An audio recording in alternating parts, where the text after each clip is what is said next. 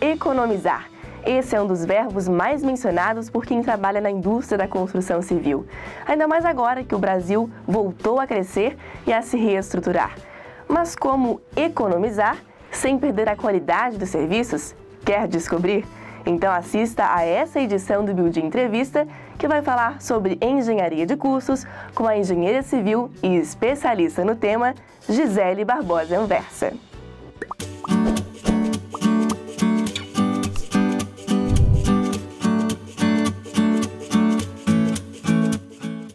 Gisele, bem-vinda ao Build Entrevista. Obrigada, Vanessa. Então, Gisele, antes da gente se aprofundar mais no tema, gostaria que você falasse qual que é a definição de engenharia de custos. Pois bem, Vanessa, engenharia de custos, como o próprio nome diz, se trata de entender todos os custos envolvidos em um projeto, seja ele de construção civil, infraestrutura, pavimentação, qualquer projeto que envolva algum custo é estudado pela engenharia de custos. Então, nesse sentido, são estudados os custos pré-obra, custos de projeto, custo de análise financeira, mobilização de capital, os custos de construção e os custos pós-obra ou o custo de operação daquele projeto. Dentro da engenharia civil, um dos aspectos mais importantes está o conceito de custo direto e custo indireto. Qual que é a diferença entre eles? Você poderia citar algum exemplo para ficar mais claro para o pessoal? Boa pergunta. Os custos diretos são aqueles custos que geralmente são alocados em alguma composição de preços unitários, ou seja, eles são bem relacionados a uma atividade específica. Se nós pensarmos no mercado imobiliário, eles seriam o custo, por exemplo, do concreto, do aço, envolvidos na superestrutura ou da mão de obra que é utilizada nessa concretagem, por exemplo. Já os custos indiretos são aquelas despesas que não podem ser vinculadas a uma atividade em específico, mas são necessárias, são custos necessários à execução daquele projeto. Por exemplo, o engenheiro, o mestre de obra, o estagiário ou até mesmo a cremalheira, a grua, são itens, são espécies de orçamento que servem para várias atividades e não conseguem ser vinculadas a uma única composição. Dentro de custos indiretos, a gente encontra a sigla BDI. O que seria isso? Pois é, o BDI é até um item bastante polêmico dos orçamentos, pois ele envolve uma série de custos que muitas vezes não são bem definidos. Por exemplo, dentro do BDI, que benefícios e taxas indiretas, os benefícios são o lucro que o incorporador ou a empresa espera obter naquele empreendimento. Também estão ali despesas relacionadas a projetos, taxas e emolumentos, impostos que surgem a partir da decisão de executar aquele empreendimento. E quais são os principais custos de uma obra na construção civil?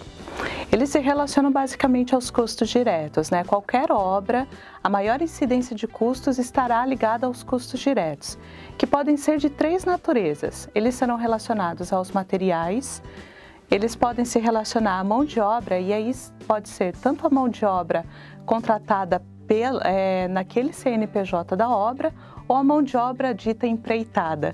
E também temos as ferramentas e equipamentos necessários à execução do projeto. E Gisele, em que momento que a engenharia de custos ela se encontra numa obra na engenharia civil? Tem alguma etapa específica em toda a etapa da construção? Como é que é?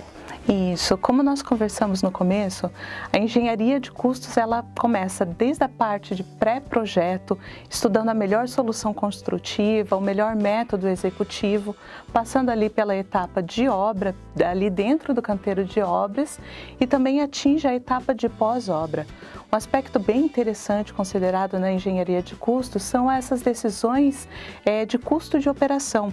Isso traz muito impacto em obras de grande complexidade, como por exemplo, plantas industriais. Qual a melhor decisão de equipamento a ser tomada? E de acordo com essa decisão de equipamento, muitas vezes eu tenho que mudar o gabarito da obra, eu tenho que mudar a fundação. Então, como ela tramita em todas as áreas do projeto, ela tem uma interface muito grande. Tanto o orçamento quanto o planejamento de obra, eles são documentos essenciais, para quem trabalha com engenharia de custos, para ter o melhor custo-benefício. Quais são os pontos mais relevantes que devem constar nesses dois documentos? Dentro do orçamento, é esperado que nós tenhamos o orçamento sintético e o orçamento analítico, as composições de preços unitários e a curva ABC de serviços e materiais. Essas entregas do orçamento, elas auxiliam nas demais etapas, principalmente na aquisição dos materiais e contratação de serviços que serão utilizados na obra. E para o planejamento, além do cronograma físico, é esperado o cronograma financeiro, o histograma de mão de obra, o cronograma de permanência de equipamentos e a lista de necessidades de materiais. Falando em engenharia de custos, né, a gente não pode deixar de falar de obra preço de custo. É um termo bastante recorrente, né? Qual que é o significado real desse termo no dia a dia? Como é que é? Isso, as obras a preço de custo são aquelas obras em que o contratante tem o conhecimento real de todas as despesas envolvidas naquele projeto. Então, muitas vezes, a aquisição de materiais, a contratação de serviços é realizada diretamente no CNPJ do contratante. E cabe à contratada a administração do canteiro de obras, a administração dessas compras e toda essa logística. E por administrar todas essas fases, a obra a preço de custo também é chamada de obra por administração, onde a contratada é remunerada por um percentual em cima desse custo. E quando a gente fala em obra a preço de custo, o que passa na cabeça do investidor é economia, né? Como é que a gente pode ser econômico na construção de um empreendimento sem perder a qualidade do serviço? As obras a preço de custo, elas exigem uma relação de muita franqueza entre contratante e contratada. Então, o primeiro aspecto fundamental é que a empresa que irá executar, que irá administrar essa obra, seja uma empresa idônea. Isso para que ela possa administrar aqueles recursos de forma sensata e acompanhar a qualidade da obra de maneira bem eficiente. É necessário também que as equipes contratadas na execução sejam equipes com qualidade. Muitas vezes a gente sabe que na contratação, principalmente de serviços, algumas empresas oferecem um orçamento muito baixo. Isso muitas vezes é indício de má qualidade na execução.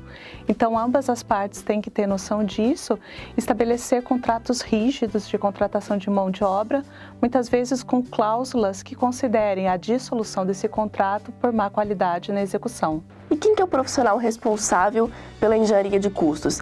Tem um profissional específico, uma formação específica? A princípio, os engenheiros, eles dominam alguns conceitos básicos da engenharia de custos, pela formação básica da universidade mesmo, mas não só os engenheiros civis. Engenheiros de produção, engenheiros mecânicos, engenheiros elétricos, eles têm o domínio dessa disciplina.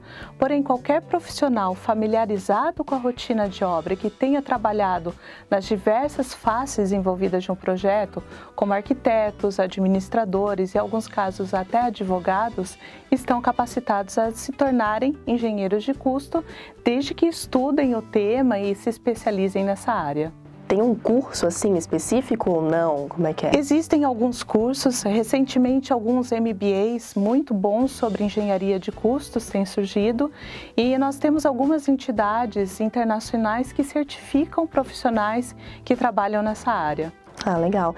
Assim, pesquisando um pouco sobre engenharia de custos, eu me deparei com uma dúvida que acredito que seja de muita gente, né? Qual que é a diferença do orçamentista para o engenheiro de custos? O orçamentista, muitas vezes, ele trabalha com um serviço, com uma etapa específica daquele projeto. Então, ele pode ser um orçamentista que fará só a análise da etapa de obra, ou então só a etapa de operação daquele empreendimento. Já o engenheiro de custos, ele contempla a fase de pré-projeto, operação, construção e pós-operação daquele empreendimento. Agora está entendido, então. A gente está aqui falando de custos, dinheiro, economia, né? Agora eu quero saber, qual que é o salário médio de engenheiro de custos aqui no Brasil? Essa é uma pergunta bastante interessante que vários colegas têm perguntado. É preciso ressaltar que, pela desaceleração da economia, os profissionais da engenharia sofreram um impacto em seu salário. Porém, dependendo da complexidade da experiência profissional, o engenheiro de custos tem uma remuneração na faixa de 6 a 10 salários mínimos.